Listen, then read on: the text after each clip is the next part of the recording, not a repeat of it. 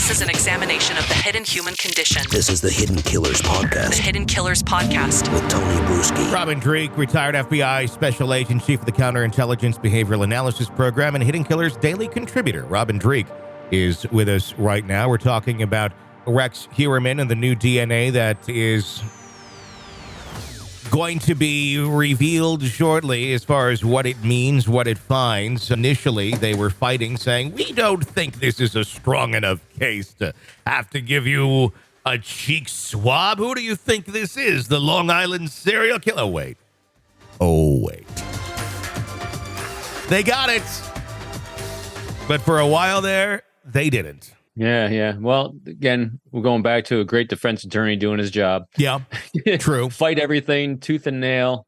And what struck me when I was looking at this, in order to go through something and elevate it to that level of intrusiveness, I mean, even in the world that I worked in counterintelligence, you always use the least intrusive technique you can first, because that's where you start. You start at the ground level, you start at base, and you escalate that level of intrusiveness. And that's because we have this beautiful thing called the Constitution that protects our civil liberties and us as a person, our privacy.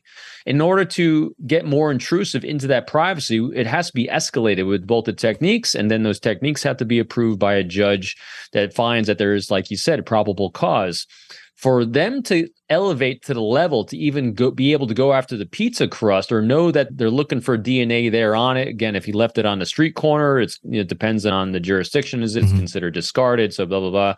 But that says there's an awful lot there for them to elevate to the level of sophistication of technique, like employing the lab in order to do a DNA match. Because that's a high level. You don't do that on every single case because that takes time, resources that other cases might need as well. And so when they be able to escalate to that level, they have to have proven and shown an awful lot of other things first at those lower levels. So them being able to effectively fight off doing a swab, yeah, good luck. I'd be very curious to see how long it takes to get that swab from Mr. Heuermann.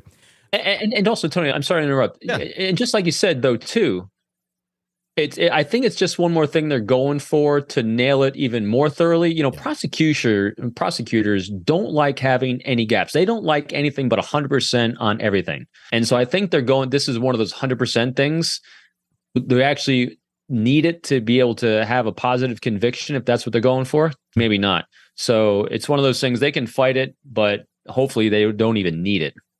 There's a lot of speculation that he may have been involved in many other murders other than to just 3 of them at this current time of recording that he's being charged with. And what we've seen thus far seems to be somewhat ritualistic.